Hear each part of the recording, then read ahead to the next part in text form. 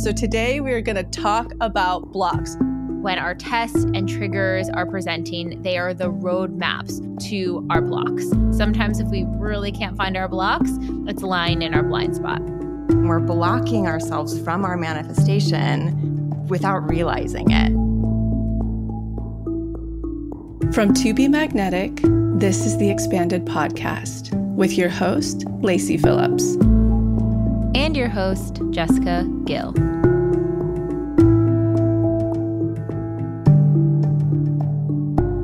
As the leading destination for neural manifestation, we dispel the woo-woo in order to help you create real, tangible results based on neuroplasticity, psychology, epigenetics, and energetics.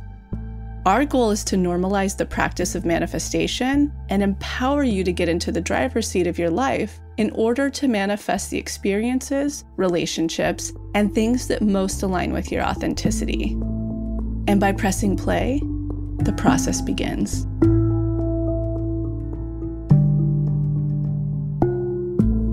Welcome back, everyone, to another episode of Expanded. Jessica here. So we are finishing up week 3 of the challenge, all about expanders, where we can connect with expanders, have moments of expansion, witness the expanders that may be already around us, and get clear on who we still need to call in. And if you're having trouble finding expanders, be sure to check out the community group. For anyone going to the LA event on Saturday, you can meet expanders in real life of people who are in the audience. Make sure to connect during the social hour. And we also started a hashtag TBM Expander. So if you have manifested something in the community, share a photo of what that is and detail what it is in the caption, and then use the hashtag TBM Expanders so everyone else in the community can click the hashtag and check out different expanders and find your fragment or full expanders right there. And next week, week 4, we are moving into Unblocking week, which is what today's episode is all about.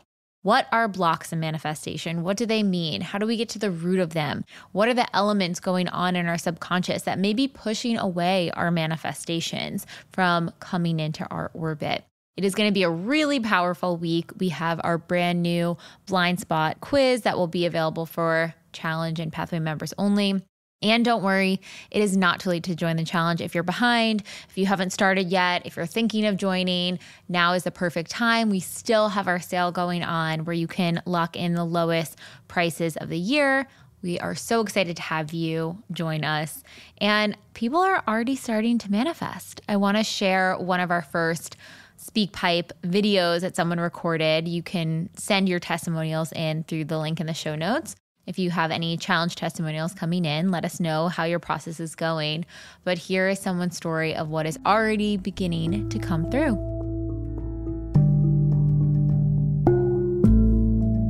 Okay, so I'm walking downtown Detroit, manifested a 5-star hotel stay, upgrade to a full suite, walking around downtown, wanted a Janelle watch, manifested that the one that I wanted was on sale. Along with just recently had a partner come through. I don't know if it's a partner or not, but it's definitely an expander. Everything on my list and all of these things that I didn't really think could be compiled into one previously. It's helped me so much with the challenge to start to link things together, see the common thread, along with when I was in New York for the speaking tour. I met someone that I sat by because I went alone to New York to come to the speaking tour. And her and I are going to be accountability partners. So I cannot wait just doing the work. I've doubled my business, went from $500,000 business to a multi-million-dollar business and up to 6 properties. So this stuff works. Can't wait to call in that partner and beautiful things in 2024. And now a word from our partners. Not all probiotics are created equal. There are a million different products on the market promising to fix, rebalance, restore, reset your gut microbiome and gut barrier. But how many of them actually do? So many are not grounded in science, and that is why we are such fans of Seed's Daily Symbiotic. They are a 2-in-1 pre and probiotic capsule that actually reaches the gut. They are the most science-backed probiotic on the market. Their team of experts, some of which who even coined the original term probiotic, are rigorous about their research, testing, and the quality assurance of their product. Probiotics are fragile and sensitive to heat, oxygen, light, moisture, which makes it really hard for them to fully get to the part of the digestive tract that they support the most. That's why Seed created the VitaCap. It's their proprietary capsule delivery system, which helps get 100% of the probiotic strains to the part of the digestive system that impacts it the most, which is why Seed is such an effective probiotic. And that is why I make sure to take my Seed 2 capsules first thing in the morning with a cup of lemon water to start off my day. It has made such a difference in my digestive health, my gut barrier integrity, my gut immune function, and it's even had an incredible impact on my skin. So if you're looking for a probiotic that actually works, you can use the code TBM for 30% off your first month supply of Seed's Daily Symbiotic. Again, that is code TBM for 30% off your first month supply. You can check out the link in the show notes or go to seed.com/TBM. All right, on to the episode. We have Janelle and Lacy joining us today. I'm so excited. We have not recorded, all three of us, and it feels like forever. Yeah, it really does. Truly. How's everything going? It's been a whirlwind year in like the best way, but yeah, I have a incredible partner That you manifest. It's a crazy manifestation. We'll have to do like a process episode on Yeah, I know. I'm with my new partner and my new home and just a different chapter. Janelle's the one exception in the world where you rekindled with an old, like you guys did all of the work in between and then the universe brought you back and he was your full list. Nobody pay attention to that. Like Janelle is like the 1% in the world that ever happens to, that the partner does the work and steps up all of the way. Yeah. Yeah, which honestly, given my past experience, I needed that. I needed to go through the life-death cycle with a partner and have him completely do the work for me to honestly like earned my trust. And I feel like our story is a story basically of like soulmates are built, they're not found. Ooh, quote of the episode, quote of love. Love that. Yeah, but it's been the most healing thing ever. And when I do say it's like there were no red flags before, let me just say that. There were no red flags before in our previous relationship. We dated for 3.5 years, but I knew it was time to go and I knew it wasn't in my full alignment. And so we broke up for 2 years, no contact. And he wrote me this beautiful letter earlier this year saying, thank you for breaking up with me, essentially. And would you want to meet up and we maybe be friends now on some level? And yeah, it was wild because I met a completely different person than once before. And I'm a different person too. So it really, truly feels like a 2.0. We have a completely different dynamic we're working with, but it's been so healing for me personally. And I personally needed that. I needed to see that, a partner was fully capable of transforming. So yeah. Just anyone listening, if you listen to Janelle's process episode where she talked about her divorce and everything that you went through with that, for anyone out there who this year even came off of a breakup or a divorce or in any of a relationship, it is so possible to find the next evolution, the next person that you're supposed to be with. So just hold out. You got this. And we're just so happy for Janelle. Thank you. Okay, so today's episode, the next week coming up, week 4, is all about unblocking, a huge pillar of this manifestation process. And so if you've listened to us for a while, you know that when our tests and triggers are presenting, they are the roadmaps to our blocks. What's being asked to heal? What are we being asked to sit with? What are we being asked to look at deeper? But I think one thing is really getting clear on how do we find the roots to our block, or even what is the block that we need to focus on at this point in time? Like, is it this? Is it this? So many people think it's so many different angles, and it's often a lot simpler than I think people realize. And then we're going to touch on a little bit of this new teaching that will be in the manifestation challenge, but our blind spot archetypes, which really factors into our blocks. Sometimes if we really can't find our blocks, it's lying in our blind spot. So I wanted to kick off to you first, Lacy. Talk about blocks and this as a piece of sort of the trifecta of this manifestation process. How big of a role are they? What do they do? What function do they serve in this process? We talk about blocks all the time. We talk about triggers. We talk about finding your triggers, what's triggering you. Look, so I just want to get down into really quick basics. So for years and years and years, I practiced the totally spiritual bypass manifestation processes where absolutely nobody was looking at blocks. I mean, nobody. All you were doing was staying in the positive. You needed to stay in the positive, stay away from the negative, get in the frequency. Anything that dealt with quote unquote negative was going to attract more of it to you.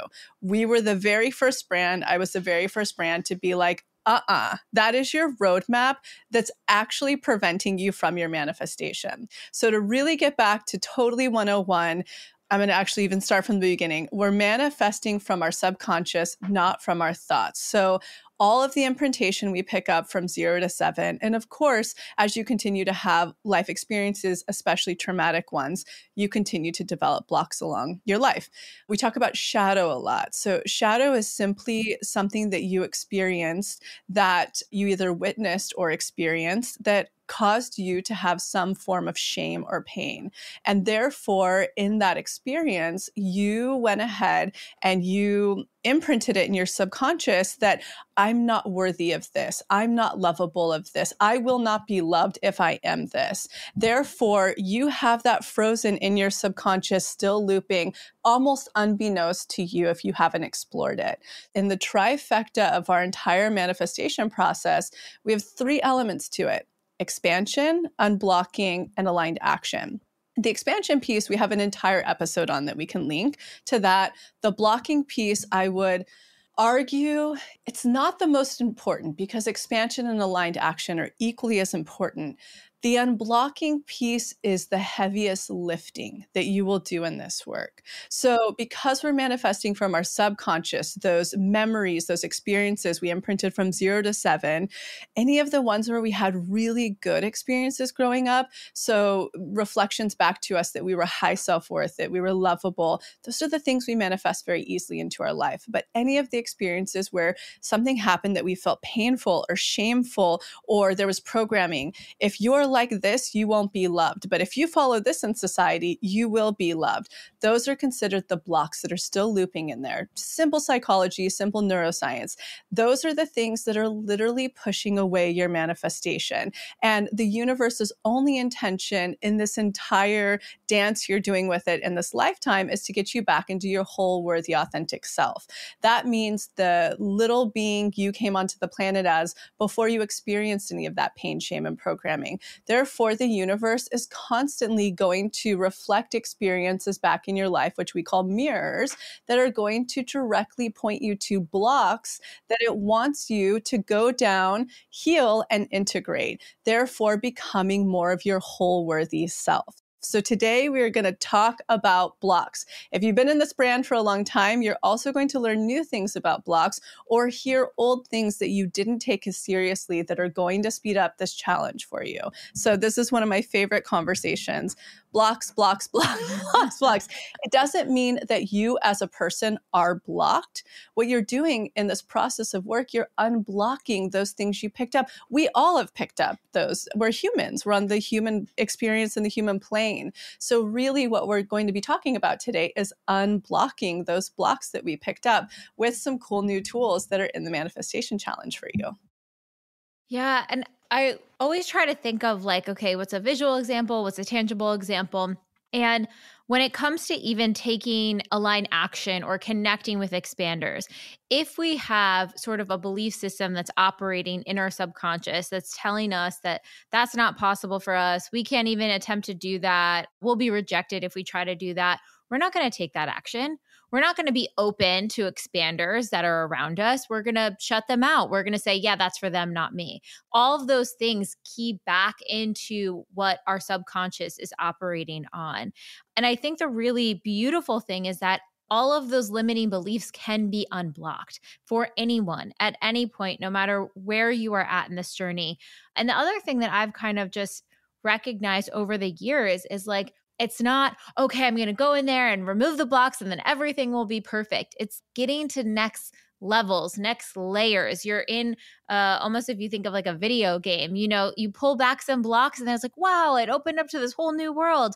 And then maybe you find more and then it's another whole new world. And it's this constant evolution of being human. It's just when you examine your blocks, when you examine your triggers, when you examine your tests, you can live life more consciously. You can learn the lessons that are trying to present in front of you, that are trying to connect you with your evolution, your manifestations, your dream life, all of the fun things. Janelle, how do you see blocks, especially through the psychology lens of everything? You know, what's the role of those belief systems in a child's brain and the formation of them? You know, how do you see that play out through your clients and through the work that you've done? So blind spots are hard because they're in our blind spot. Like we are not aware, and it usually takes some version of a rock bottom to happen to even just shift us to be able to start going, okay, I need to look at this from a different angle or what's now coming up. But ultimately, they're just different ways, if we look at these kind of archetypes, that we protect ourselves. And again, it's not conscious how we're doing it, and we're blocking ourselves from our manifestation without realizing it. But they're all to protect ourselves in some way from feeling pain or shame, from feeling different core shadow wounds. It's just they all kind of, depending on that person's makeup and temperament, all the things, they can like show up differently. But at the core, they're all meant to protect us. And what do you say, Janelle, are the different degrees and biggest contributors to blocks in childhood? I mean, everybody's story is so different and everybody has painful different parts in their story, right? And then they all play out in different ways. Everybody's story is so different. However, at the core, it's where they didn't feel seen or attuned to or connected to, and all of that pain. And then how do we, again, we're subconsciously doing this. The defense mechanism is basically, I don't want to ever feel that pain again. So I'm showing up this way without realizing it. You know, when I think about some of mine, or when I would take clients, some of the bigger ones it took, a decent amount of work in neuroplasticity. I think about abandonment being huge, rejection being huge, just for the listener sitting there being like, what kind of blocks would I even be looking for in my subconscious? What's hard is that there's probably so many people that were like, well, I wasn't abandoned. And on a big way, you weren't. However, a lot of people are not aware that they do have actually pretty significant abandonment wounds without ever realizing it. And maybe a parent had their own either big addiction or minor addiction, or maybe their nervous system was really, or they had depression or some sort of, like, let's say you grew up with a parent with severe depression, then even that doesn't sound like abandonment, but there is a quality there, right? Where that person's not receiving attunement. And so there is an abandonment wound. They might not have been emotionally or psychologically available, even though they were physically available. So when I think of abandonment, it's on a big spectrum. It's not just like your dad walked out when he was 2. It could be, no, you had 2 full parents in your whole growing up process. And because they were maybe more avoidant, or even, let's say they didn't have depression, but they were more avoidant, or they were more in a freeze, disassociative state, which a lot of people are without realizing it. Even that, there's different level or gradients of abandonment there too. And this is no knock against the person that is in that state, because they cannot help it. As a parent, what does a freeze disassociated state look like? What can it look like? It can look like more like spacey, or a little apathetic, or just kind of like, oh, I'm always tired. And because of all their trauma, they're just getting through life, but they're always just kind of not quite there. It's a little bit more of a shut down, spacey quality, even though they're functioning. it's a weird thing because I think for the child, it's like their parent is a ghost. They're there, but they're not there, and you can't quite name it, so that's a gradient of abandonment wound. And I would argue, correct me if I'm wrong, just based on therapeutic lens, but the more that I tune in energetically to manifestation, I think that shame plays the biggest role. It takes a little bit more expansion, a lot of neuroplasticity. Like, let's just talk about shame for a minute and the different, spectrums of it, because we all experience it in different forms. But I would say that that's one of the bigger contributions to pushing your manifestation away subconsciously.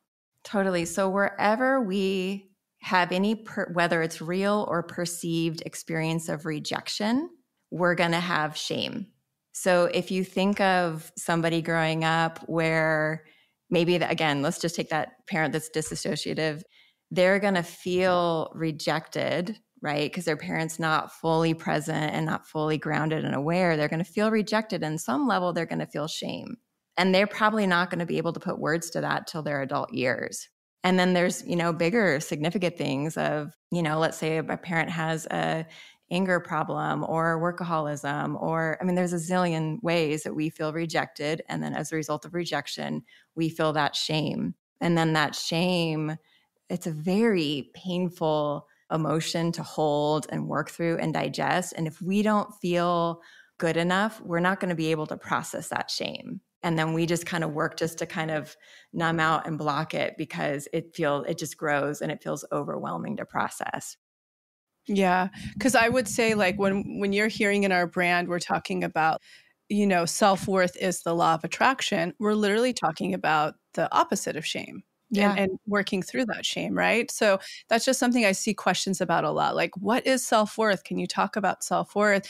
And on an energetic level, when somebody is down there with their inner child doing our deep imaginings, if you're new to this, that's our proprietary hypnosis process that we use, very targeted. We've worked with Janelle on it to use really specific therapeutic tools. When one is down there unblocking, reprogramming these experiences, I just see shame as being it's just one that really stands in the way of manifestation. When you said it takes a lot for us to process that. Like, say one's down there with a memory working with their inner child, what are some thoughts or things to keep in mind when you are working through shame roots of blocks? I'm so deep right into my somatic experiencing right now, training. And I think of it more as honestly less mental and more being able to track the sensation of where you feel the shame in your body and be able just to track it and essentially allow it to move out.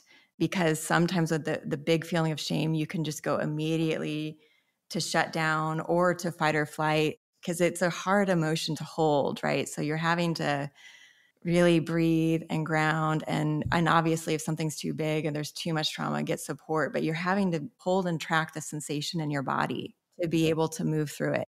But at the end of the day, you're having to hold and digest these big sensations that shame produce in your body and move it out. I would also say what helps for me in the DIs, and I'm really excited about our Feeling Your Feelings DI, which really is sitting with that sensation, like doing that exact thing, which you guys will get next week in the challenge, but validating that it's okay. Actually, I was going through this memory the other day. My teacher called me out of class because I guess I said to a girl, like, why are you wearing a dress? I don't understand why you're wearing a dress. I don't like dresses. They're uncomfortable because I had to wear them for Sunday school. So I had this memory in kindergarten where the teacher called me out of class and was like, you really hurt Julie's feelings by calling her out about this dress. And I was just awash with shame, started hysterically crying. I was like, I'm a bad kid. I was called out of class. I can't believe this happened. Like, I don't want to get in trouble. And so when I'm sitting with that memory that, as an adult, I'm like, that's so like such a silly little thing. Like, I just didn't like dresses because they were uncomfortable as a kid. You know what I mean? Like, there's nothing more to it. But when I sit with the sensation of shame in my body, because what you're connecting to is your inner child self. You're not connecting to adult Jess that's thinking about this childhood memory. you're kind of tapping back into all of the physical imprintations of that memory that are still with you, that are still dictating how you're navigating the world, how you're taking action or not taking action, how you're afraid to be seen or not being seen. And so I'll sit with that sensation of, oh my gosh, when Miss Rubenstein called me out of the class, my whole body just felt terrible. And then as my higher self or whatever you guys use in there, I'll have it come in and say, wow, yeah, you felt like you were a really bad kid that day, huh? That just was so scary to feel that. What else were you feeling? Oh, well, I felt like the whole class was going to make fun of me when I got back in the room. And I felt like, like I'll let that sort of inner child just monologue out whatever else they're feeling. And something about allowing the sensation and validating the experience, it's like, oh, okay. All right, I think I'm good here. And it gives you that like breath of air where now you've taken this memory, and this kind of roots down back to blocks. So let's say you have this memory in your life and you don't ever think about it again.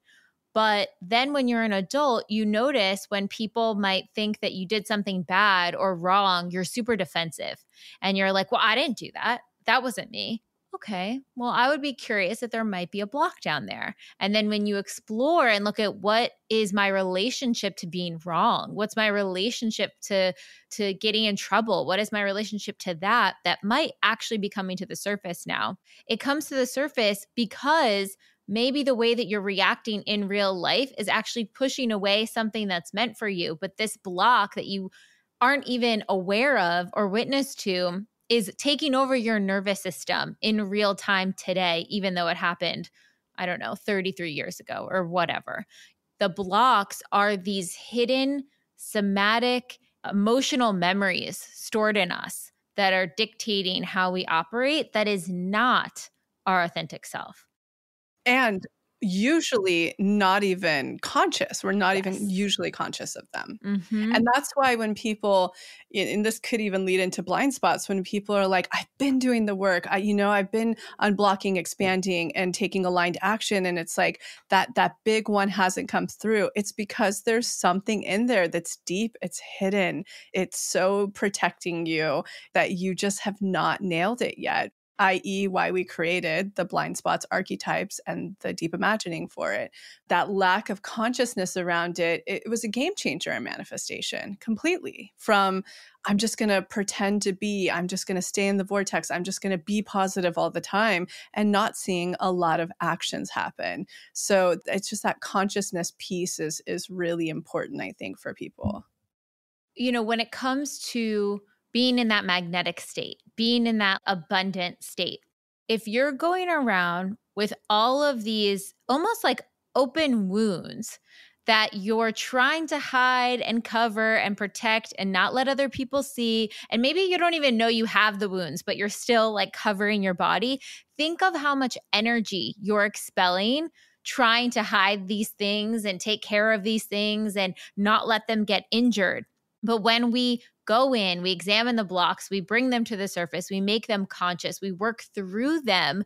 Now all that energy can just be felt being you, being magnetic, being in your power, being in your abundance. So it's such a beautiful space. And I'll say, when I have a really deep unblocking in the deep imaginings, like something shifts big, almost always within 24 hours, something miraculous happens. Yeah. So it is a really, really powerful thing. Agreed.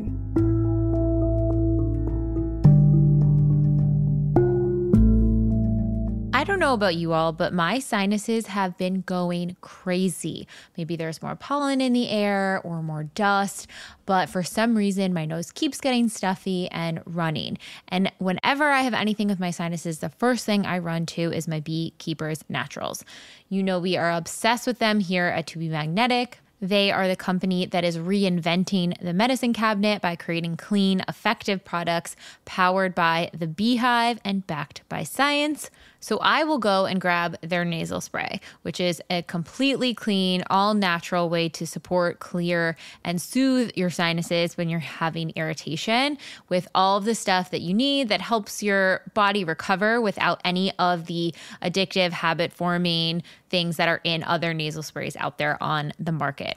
It is packed with propolis, which is the defender of the beehive. Bees use it to line the walls and keep germs out of the hive. And when we take it internally, it is packed with B, C, and D vitamins, zinc, antioxidants, and 300 plus beneficial compounds. So when you get to spray this in your nose, it helps soothe the entire area and keep germs out. And it's also incredible to use before traveling or getting exposed to large groups of people. I heard a long time ago a recommendation that people have always said to put some sort of lubricant in your nose before you're going to go on an airplane or somewhere where you're exposed to a lot of different germs, because it helps lubricate the area and can trap the germs. And that's exactly what this propolis nasal spray does, but it has the added benefit of also having vitamins and minerals that are going to boost your immune at the same time. And their herbal formula also includes eucalyptus, oregano oil, and xylitol, which will help the flow of mucus and increase nasal volume to help clear your sinus passages. So if you are suffering from allergies, stuffy nose, dust, or you're just going to be exposed to a lot of people and you want to really boost your immune, this is a game changer. You can also check out their throat spray, which I also use to support whenever I fly or travel. I have my nose spray and throat spray in my front pouch and make sure to spray both before getting on the airplane. And my health is in great condition afterwards. It gives me that extra boost. If you want to check out any of the Beekeepers natural products, you can go to their site, beekeepersnaturals.com, or check the link in show notes and use the code TBM for 25% off your purchase. Again, that is TBM for 25% off.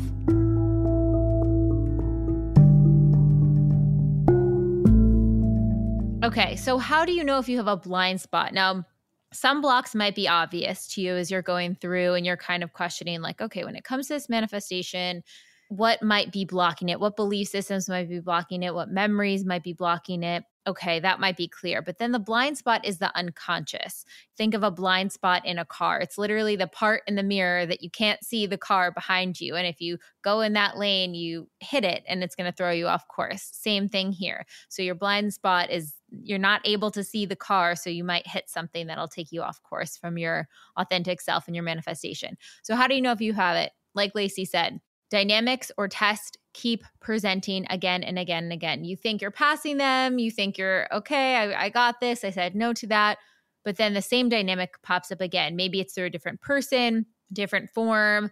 But if you're having that repeating cycle and you don't have a clear understanding of why that cycle's repeating, how you're playing into the repetition of the cycle, there's likely a blind spot.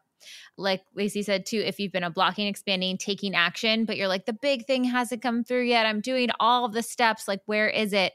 There's likely a blind spot. If you feel like you hit a rock bottom out of nowhere and you're like, I don't understand what this happened, there's likely a blind spot. And if you've been stuck in a rut and you're just like, I don't really know how to find the motivation to get out of here, there is likely a blind spot, because there is a reason why, both with the rock bottom and the rut, that you're in that phase. And the way out of it is understanding why you may have been in it in the first place. How do these blind spots impact us on a day-to-day basis, right? So they can be there, and because you're trying to protect this wound, you might be acting from your ego for external validations. You might be self-sabotaging or pushing things away that could actually help you grow. Or you might be keeping yourself small, closing yourself down, shutting yourself out, avoiding taking action, avoiding stepping through fear. And if we don't know why we may be engaging in these activities, there is likely a blind spot. And we kind of talked about this in the beginning, but like the function of the blind spot as a sort of defense mechanism. Talk a little bit more about that. How someone shows up with their blind spot is always, it's not conscious, but subconsciously trying to protect themselves from essentially feeling uncomfortable feelings. Honestly, it's just that basic. What's fascinating is that we could be a very, honestly, conscious person and very like doing the work and all these things. And again, a blind spot is a blind spot, which is what's so tricky about it. But I think if we, give language to it, maybe it's like, okay, We can see it a little deeper if we break them down a little bit. But yeah, they're all just protector. They're all ways that we show up without at all realizing it, just to protect us from uncomfortable feelings. And it does block us from the manifestation, 100%. Yeah. So basically, our archetypes were the most common themes that we saw popping up in our community when it comes to navigating this work. And actually, Janelle put us onto Logan Urie's 3 dating style archetypes that are very specific with the dating backgrounds. And we were like, okay, there's something so interesting about this. And we're like, what is our version for manifestation through this lens? And so the 3 that kept coming up, especially going through the community group, talking to friends, like everyone going through it. So these are the 3 that we see come up most often. And I'll also give the caveat that you may identify an aspect with all of them, but the idea is that you are thinking about the specific manifestation you're calling in, which archetype protection mechanism might be coming up towards it, right? So towards this manifestation, you might be the dreamer. Towards the other one, you might be the discerner, et cetera, et cetera. So the dreamer archetype, this person has a clear sense of their grandest potential when it comes to love, money, all of their manifestations. However, they can get tripped up in discerning whether that grand vision is coming from their true, authentic, magnetic self or a fantasy that their inner child needed in order to be worthy, thinking that what they saw in society, that's how I get love, or that's going to get me recognition, or mom or dad will finally pay attention to me if I have that. Often their grand vision is linked to a sense of perfectionism and fear of not getting their needs met because they feel like if things are perfect, then they're most likely to be safe. This person needs to learn how to step out of the fantasy and into authenticity. And then the discerner. The discerner archetype has a strong will to say no, will not settle for anything that doesn't align. However, when out of balance, it can create rigidity, stubbornness, impulsiveness, and decision-making towards their manifestation. Often their sharp decisiveness is linked to a fear that if they bend slightly, they will lose control completely. For them, it just feels safer to shut something out, and they need to learn how to embrace the gray area a bit more. And then we have the empathizer. This archetype has a soft emotional side, is extremely intuitive, and they can often fall in the trap of putting other people's needs first before their own. Often this is a form of self-neglect, linked to the fear that if they put themselves out there, they won't be safe. So it feels safer to take care of other people instead of themselves. They need to learn to open themselves up and stop putting their needs off until they feel perfect as well. So remember, anybody hearing any of these archetypes, this week you're going to be going into it and you're going to, what we've been seeing on the tour, which has been really sweet, we noticed in New York, we gave a real overview and a real teaching of these and did the deep imagining, but still people weren't, it was like a blind spot within a blind spot. People weren't totally grasping what theirs were, but based on what they were saying to us, it was so obvious. They'd be like, I'm an empathizer when they are so clearly a dreamer. So that's, again, just the subconscious working on such a deep level, like still creating that blind spot to keep you safe. But from an energetic manifestation standpoint, the way that I see the 3, just getting to the root of it, and based on the clients or the people I've known who have been these different archetypes, definitely the first, the dreamer. It seems like if they get the egoic picture that their ego's telling them, if they do these things, or they're with this famous friend, or they have this type of relationship or home or career, they will finally be loved. And that isn't their authentic self, and that isn't true. So their wound is ego. When I see the discerner, the big thing I see there is their greatest wound, their greatest fear is being out of control, probably from rejection, abandonment, whatever. Like there's a deep feel of out of control. So when they're in their wounded side, they're like so deep on the spectrum. These are the people in the community who are like, instant red flag, goodbye, saying no, test, blah, blah, blah. But they're not really doing the unblocking, right? They're taking like the aligned action.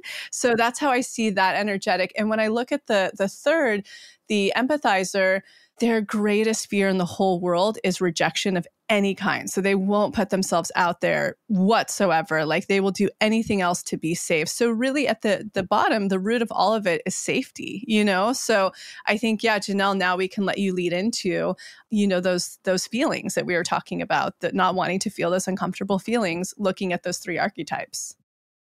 Yeah. So starting with the dreamer one is fascinating for me because there is a big element of fantasy there. And there could be a dreamer in a very embodied, healthy state, but then there's a dreamer that can be in a very disembodied state. And that's what we're talking about, where the blind spot would be. So basically, what happens for people that are in that dreamer archetype, somewhere along the line, fantasy entered the chat.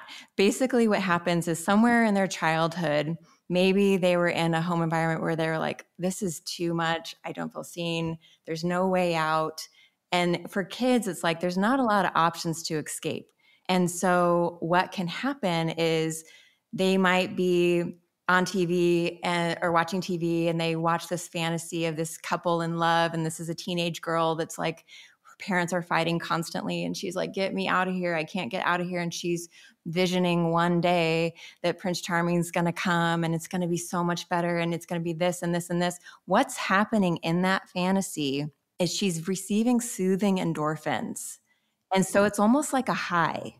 And so fantasy, it sounds weird, but basically it's like their first addiction.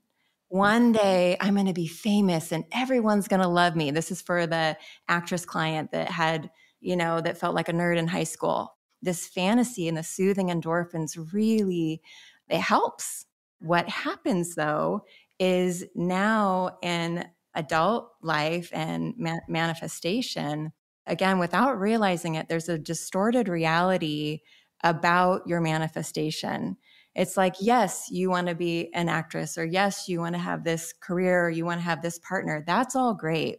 And there's nothing wrong with what they're wanting. But what happens is, because they've lived in a fantasy state for so long without realizing it, when it comes down to actually, let's take dating, for example, that person's still in a lot of fantasy. So they're ignoring red flags, or ignoring a lot of red flags because they want to fit this thing in the box. Or let's say that there's almost like an unhealthy attachment to getting the career. Let's say for the actress client, it's almost like becomes honestly like an addiction versus, wait a second, hold up. It's almost like you have to come back down to reality and going, this is an imperfect career I'm manifesting. Or if I do become famous, I'm not going to be famous forever, right? Or that doesn't mean that like this deep childhood pain is going to go completely away. The hole that's still there is still going to be there. Ultimately, with a dreamer, there's almost like a come down, a lot of grief actually to go, yes, I want this career, or yes, I want this partner, but it's not going to be perfect. And it's not going to be this thing that makes my pain go away. I've even seen, like, I'm thinking of someone recently who, it was a beautiful thing where the parent, their very destructive parent, later in life apologized, and they're finally now getting the parent they want, which I'm like, oh my God, amazing. Like, what a beautiful story. But she was sitting there going, my pain's still there. I wanted my mom to show up this way my whole life. And she did, but because the pain, the damage was already done, 0 to 12 or whatever that age range was. Now that's still her wound that she's responsible to fill her own cup and not have it be whatever the things are, right? She still has to fill that cup up. But that's kind of the concept I think of with the dreamer. It's like, I'm responsible for my own self-soothing and positive regard, regardless of whatever thing I'm manifesting. And these are things that are going to be great. They're going to bring me joy. It's going to be a great thing. But there is almost like a reality come down. And from a bigger scoped out state, this is actually some of the dissociative state, right? Living in fantasy ultimately is more of that dissociative freeze state. I think too, and you kind of said it in the beginning, Janelle, but the idea with the archetype, they're not like a block that you're working through to necessarily like, okay, I'm checking that box and we're moving on.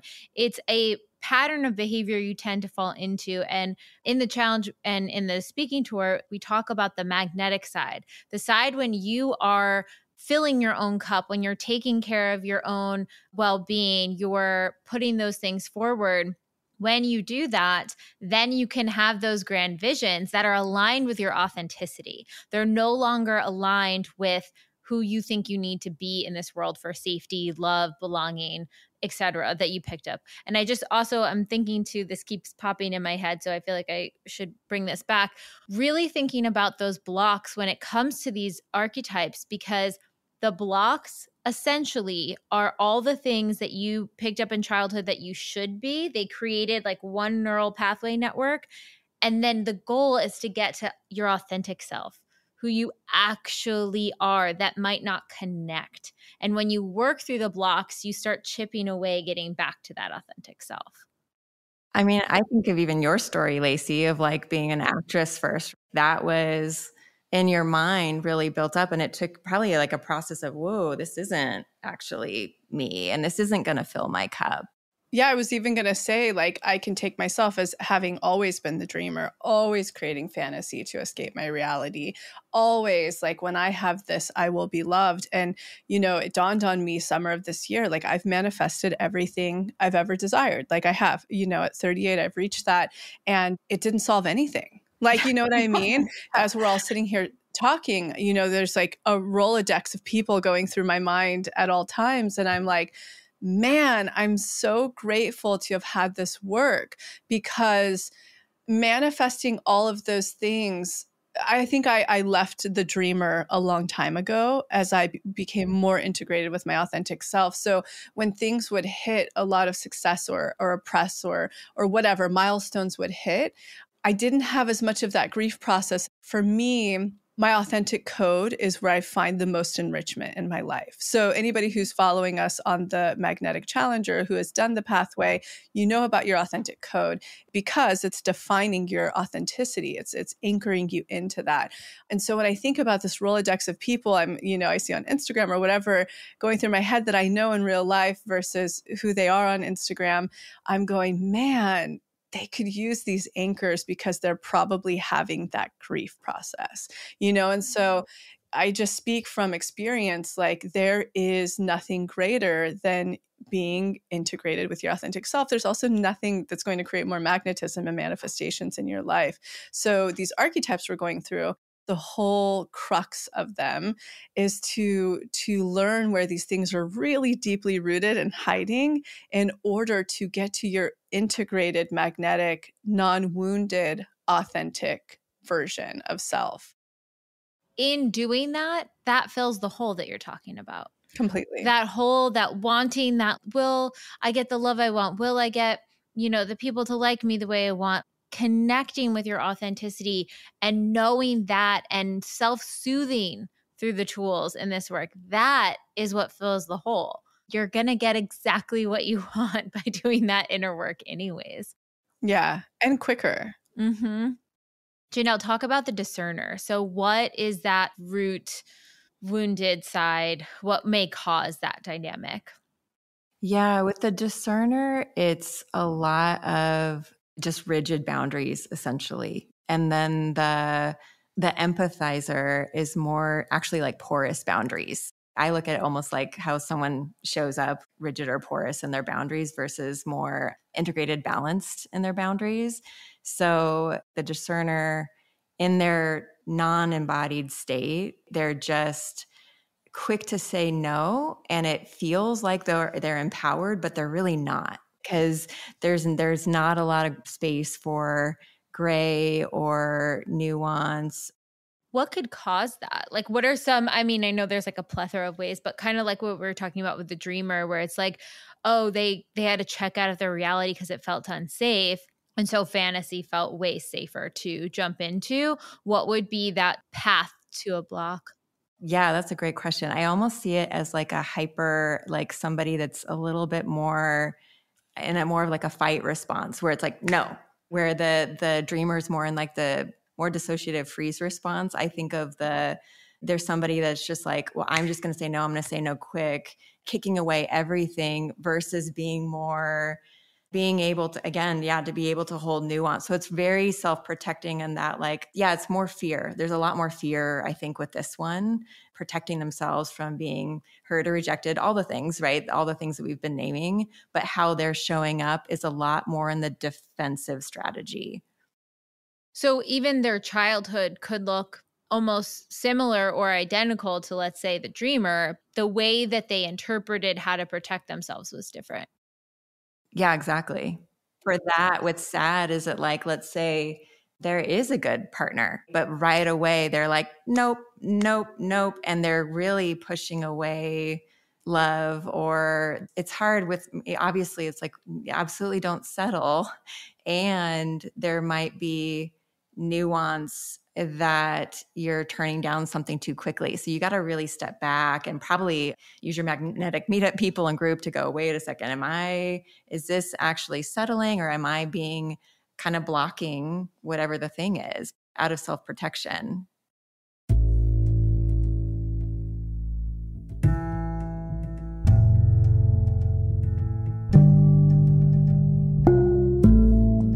There's so many people out there settling for unfulfilling relationships, or people who are stuck in toxic jobs, living in places and spaces that don't inspire them, and especially people who feel like they'll never be able to afford the things and the life that they truly desire. How do I know that?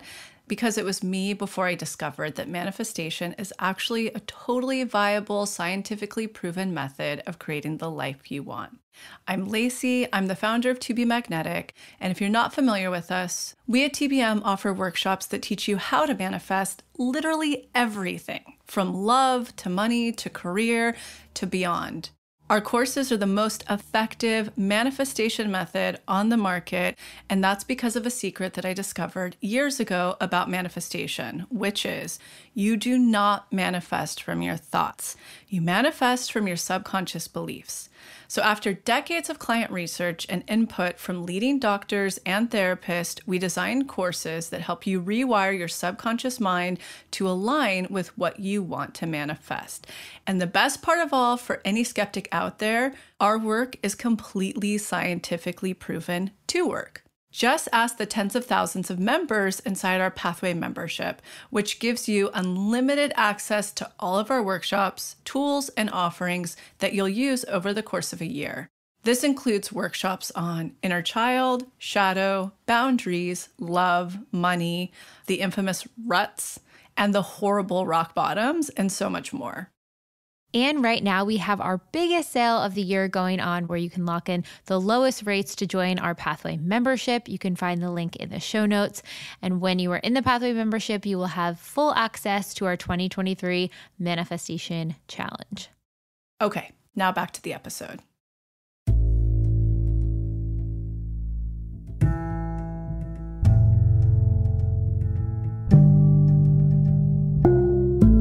And then what about the Empathizer?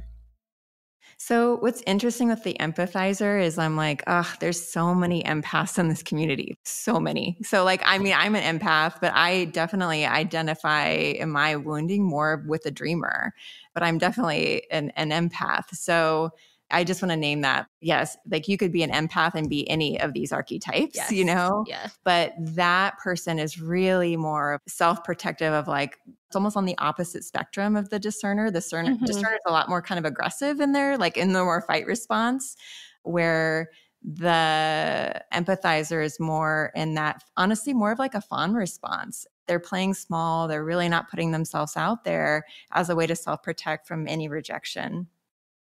Yeah, I don't know why the word like padding their life with things. Yes. That they might be ready to take that aligned action. They might be ready to go out there and follow through or do that thing or go for their dreams, but they kind of subconsciously self-sabotage by filling up their schedule or being like, oh, I have to take care of this person today. Oops, sorry, I guess my needs come last. You know, they kind of put all these other things in the way. And they might talk about a lot how they're, you know, oh, I'm going to do that thing finally. I'm going to start my fitness routine, or I'm going to launch that brand, or whatever they're going to do. But they never will take step one. There'll be some sort of excuse that comes up because they're just so afraid of not having that padding, not having that space, being fully seen for their authentic self. Yeah, I'm like, this is like, for people that are in the Enneagram, this is like Enneagram 2s are like notorious for this. This is like, and so some people have different dynamics that they're working with that are more prone to This type, obviously, like codependency. Again, you could be codependent in any of these types, but this feels very more heavy in codependency of almost like it's excruciatingly uncomfortable to really put themselves first. It's almost like they feel exposed or unsafe. And so there's a lot of, I'm like, do the reset DI a lot, like use a lot of grounding to help them be able to really hold themselves enough where they feel safety internally. And so that they can go out there if they do get rejected or these things that they have a bigger capacity to hold it. They have to hold themselves first in order then to put yourself out there. And then same with the discerner, right? So like if they notice their rigidity coming up, is it sitting with that discomfort? Is it sitting with that like, oof, I really want to push this thing away right now, but I'm going to not, and I'm going to regulate my nervous system. And, how do they sort of navigate? For sure. Yeah. It's just flipped, right? So for them, they might have to say no first. And then they might have to sit on it and go, wait a second, or like, oh, how do I slow this down? Let me revisit that. Am I being too rigid? Where is the difference between I'm settling and this is like a deal breaker thing versus this person's just like, if we're again for dating, this person's a human being that has their own stuff and they're going to be human and you're not going to be, all these different things. Yeah, there's more space for like humanity in it or more space for imperfection, and getting comfortable with it not being quite perfect, but it's still your manifestation. So discerning too, actually, like what is a deal breaker thing that no, you actually do need to walk away, or what's actually like, okay, how do I sit with this thing not being perfect? And Lacy, how do you see sort of these blind spots playing into the blocks, playing into the manifestations? How do you see them all working together? I just like to look at the wounding and then look at the integration for each of them. So I think of the dreamer. I see them constantly like in the same cycles of dating, same cycles of work, same cycles of I'm going to go to this group of friends or whatever, and if you find yourself in that, your ego's leading the show. And we're really lenient on ego around here. I talk about that a lot. It's the difference between your authentic self and everything you're doing and chasing in an effort to be loved based on societal family programming and trauma. So that's the real deal here. Like if you get to brass tacks, you have to go integrate. You have to do this unblocking. I see the dreamer too, often like in friends and different people I know, they'll be like, oh, I figured that out. I worked on that. Like I figured out the dad thing. I figured out the mom thing. And it's like, because not wanting to feel those feelings, not wanting to go deep, staying in fantasy. And then when I see the discerner, it's such a tricky one to be, such a tricky wounding because it can create instant magnetism for you. So I think that's why when the discerner, they find their power and say no to some stuff and they're like, oh shit, I manifested this little thing and another date came and stuff. They're like, oh, if I keep doing this, this is my way through. This is my safety through. So as the dreamer is like propped up by ego, they're propped up by this false sense of power, this sense of control. And it's like when you're in your integrated self, not the wounded self, you don't have that abruption to things, that like defensiveness, that quickness. You don't have it. You don't need to. You're safe. So again, that's someone who just hasn't done that deeper expansion that's possible, to be safe, to have integrated decisions and take time and process, not from this rigid place. And then often actually when I see the empathizer, there are people that are so desperately afraid of rejection. The clients I've known, the friends I've known, they pad themselves, like you were saying, Jessica, with really nice things in their life. It's excuses. That's how they fill the voids of the things they want, is through nice clothes when they can, nice home, whatever they can afford, whatever is within their realm of opportunity. I also often see these people supported by others. So supported by family money is a big thing I'll see, partnership, or in a really complacent job that's just very safe. And the integrated version of this is taking the steps one needs to become bold, and to become an advocate for themselves and to actually take action. So like their their big thing they're needing is to take aligned action to work on that and to do the healing, the deeper integration, to be capable of it, addressing the childhood wounding that's making them feel like they can't, or they have to put that last or put that on the back burner because it's so unsafe to them. So the way I definitely see the steps forward, the categories that each need to work on the most, it's like the dreamer unblocking for sure, everyone unblocking, of course, but it's like the discerners needing more expansion of integration and being in your gracefulness, your humility, your safety of just being. And then also I see for the empathizer really leaning in and having to learn, doing the work to need to, the unblocking, the expansion to be able to take that aligned action. I have examples in my mind of people I know or clients I've had or friends who have integrated and come onto the other side. So it's possible for each of these. But again, if you're identifying with that checklist that we said earlier, you have a blind spot. You'll fall into one of these. And the beauty is this week in the challenge, the manifestation challenge, you're going to be able to identify it. You're going to do a deep imagining around it, and you're going to figure out a footing forward from it. When it comes to having your manifestations come through and the blocking of it, people who have a fear of success, it's almost like looking at what your fear of having success of your manifestation coming through is.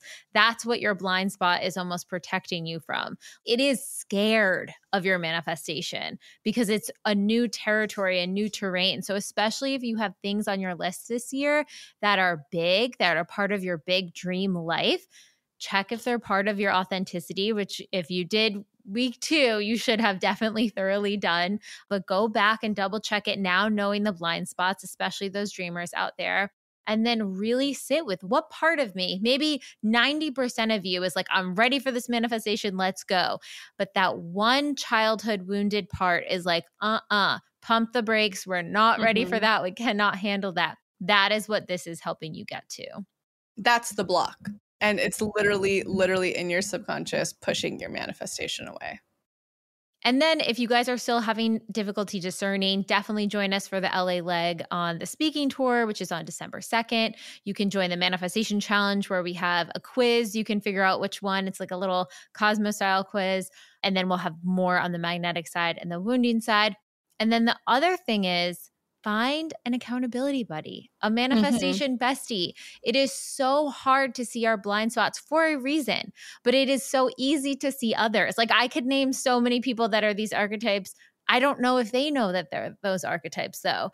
And I probably have elements of mine that I can't see, that my friends and people around me could be like, Jess, you're definitely that one, So talk about this with other people, talk about this with friends or family, someone trusted in a safe space, because they're going to be your best resource in helping to navigate this.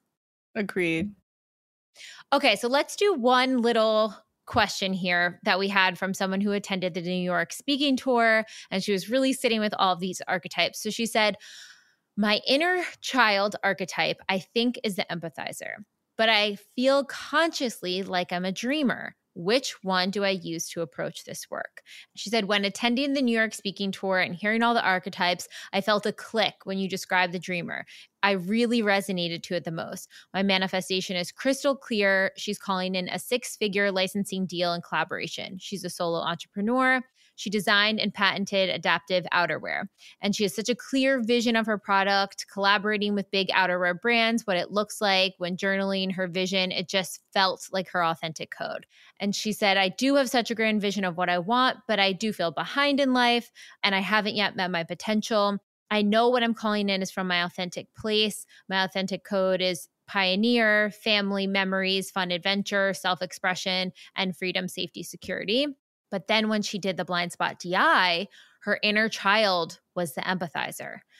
And so she's like, through the lens of the challenge, like what she's calling in, does she follow the empathizer protocol or does she go more back to the dreamer and reskin if this is aligned with her? I think when we say grand vision, it really throws people off, you know, in our community, because most people do have one. Most people have big manifestations and it doesn't mean that you're a dreamer if you have that at all, really. And I think this is a good way to kind of give it some space, is that the dreamer is using egoic external validation in an effort to feel full. So if this person's having like that clear download of this company and exactly what they want and every detail of it, that doesn't necessarily sound like ego to me. And it's totally aligned with their authentic self.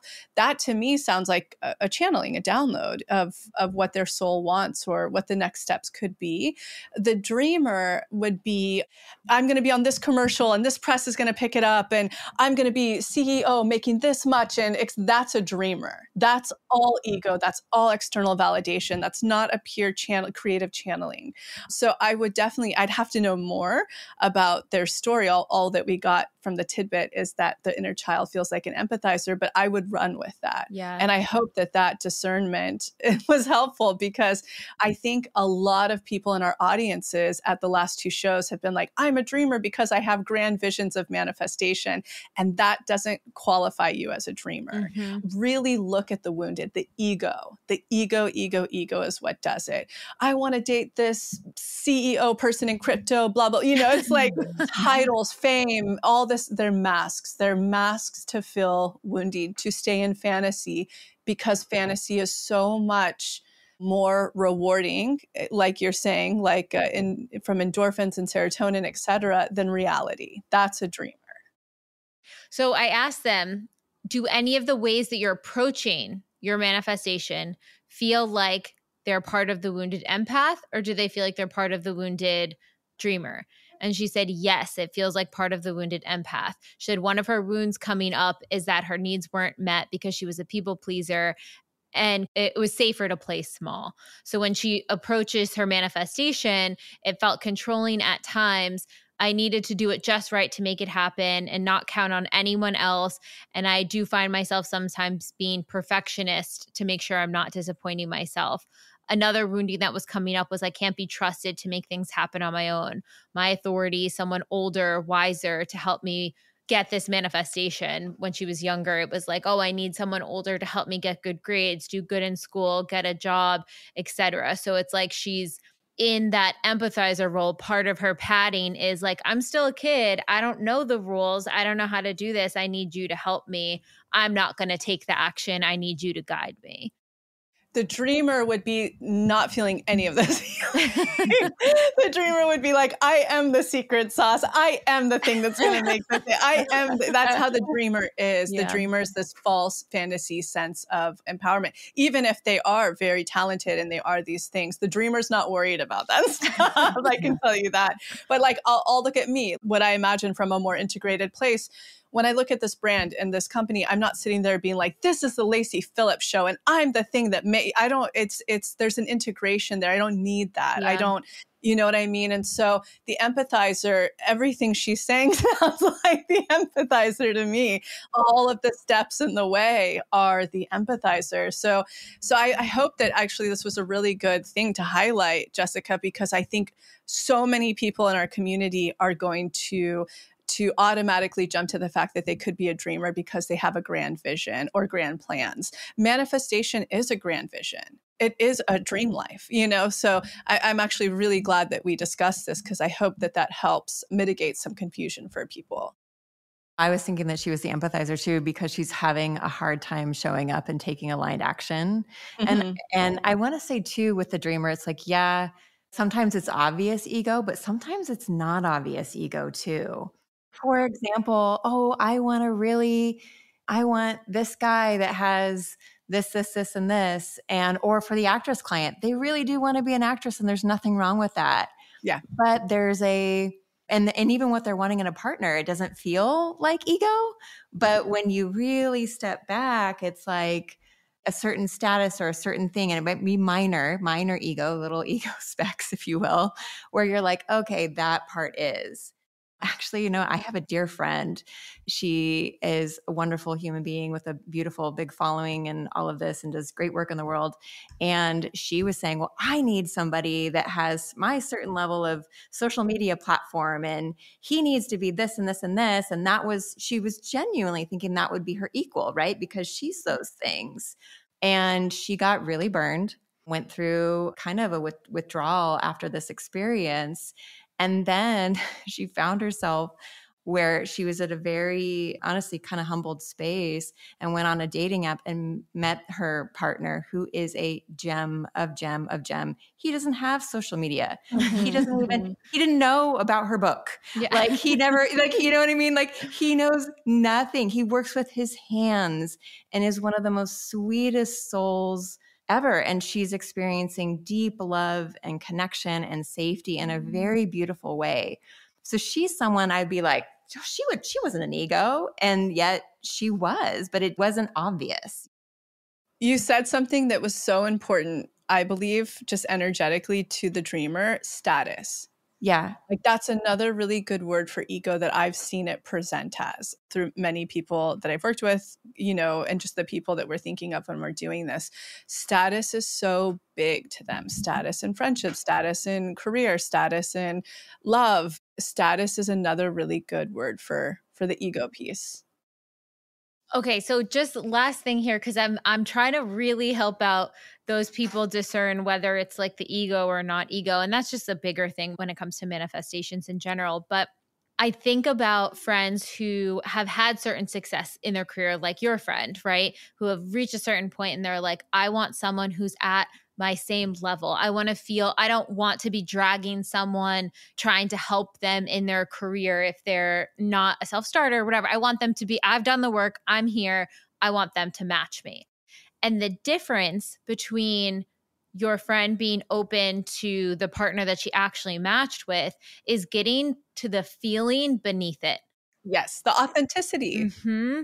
So it's like the surface is what I think will give me an equalness between partnership is if they have the exact same mindset around career that I do. But the feeling is I want them to be self-sufficient. I want them to be able to take care of themselves. I want to be in my power and them be in their power, and that to feel equal. That's what you're looking for. Or like what I'm hearing is I want them to have as much purpose as I have purpose. Exactly. Like that's the difference, Yes. And I don't know about your friend, but it sounds like he may have as much purpose as she has. Oh yeah, very much so. And she's absolutely not settling. Yeah, they're in different worlds, right? But his heart, where he is present, emotionally available, attuned, absolutely does have his stuff together in his own business in his own way. And exactly what you said, Jessica, it's like, yeah, the purpose was there, but yet on paper, if you look back, you'd be like, nah, but they are incredible together. And she's happier than she's ever been, not with the fancy guy that broke her heart that she dated, the previous year. The ultimate test expander. Totally. And so that's when going back to your list and understanding what is the feeling beneath it, remove the physical representation. Take that aside for a second and even think about all these archetypes or think about the blocks towards your manifestation. Take away the physical representation. What are you trying to feel? What are you trying to get to there? And working through that is going to get you closest to your authentic version of your manifestation. Agreed. All right, guys. Good luck unblocking. You got this. I will be right there with you, feeling our feelings, and it's going to be a great time. Thank you both for being here today. Really, really powerful stuff. Thank you both. Bye.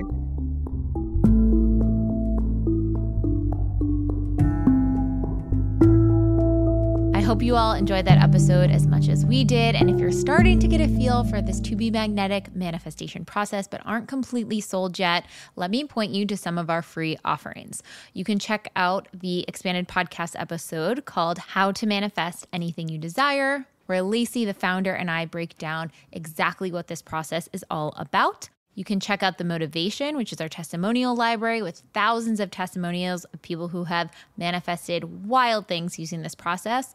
Or you could check out our free quiz to find out what manifestation phase you were in, the rut, the rock bottom, the next level, or the magic dark, and how you can navigate. Enjoy! We'll see you next week.